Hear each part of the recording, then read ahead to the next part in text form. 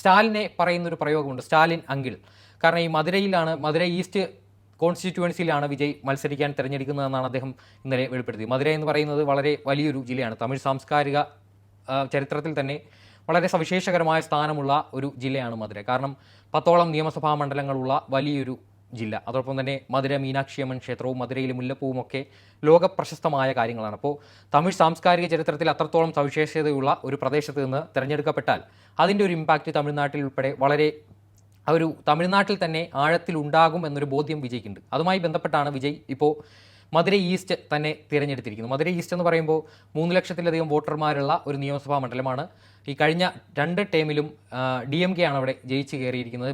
മൂർത്തി എന്ന് പറയുന്ന തമിഴ്നാട് രജിസ്ട്രേഷൻ മന്ത്രി, അദ്ദേഹം 50%-ലധികം വോട്ട് സ്വിങ്ങിലാണ് കഴിഞ്ഞ 2 തെരഞ്ഞെടുപ്പിലും വിജയിച്ച് കയറിയത്. അവിടെ 2006-ൽ CPM-ന്റെ കയ്യിലിരുന്നൊരു മണ്ഡലമാണ്. ആ മണ്ഡലത്തിലേക്ക് വിജയ് വരുമ്പോൾ എങ്ങനെയാണ് ഈ DMK-യെ മലർത്തിയടിക്കാൻ വിജയ്ക്ക് സാധിക്കുക? പ്രത്യേകിച്ച് തമിഴ്നാട്ടിൽ 2 മന്ത്രിമാർ മധുരയിൽ നിന്ന് മാത്രമുള്ള ഒരു സാഹചര്യത്തിൽ മധുര ഈസ്റ്റ് എന്ന് പറയുന്ന DMK-യുടെ പ്രബലമായൊരു സംഘടനാശേഷി ഉള്ള ഒരു മണ്ഡലത്തിൽ വിജയ്ക്ക് എന്താണ് സാധിക്കുന്നത്? വിജയ് അവിടെ ജയിക്കുമോ എന്നൊരു ചോദ്യചിഹ്നമുണ്ട്. കാരണം അവിടെ കാസ്റ്റ് വൈസ് ആണെങ്കിലും അവിടെ ജാതി വിഭാഗത്തിന് അവിടെ മുക്കുളത്തൂർ എന്ന് പറയുന്ന ഒരു കമ്മ്യൂണിറ്റി 30%-ലധികം വോട്ട് ബാങ്കുള്ള ആളുകളാണ്. ഈ വിഭാഗത്തിൽ നിന്നുള്ള ആളാണ് ഈ തമിഴ്നാട്ടിലെ ഇപ്പോൾ മധുര ഈസ്റ്റ് പ്രതിനിധീകരിക്കുന്ന നിയമസഭാംഗമായ P. മൂർത്തി എന്ന് പറയുന്ന രജിസ്ട്രേഷൻ മന്ത്രി.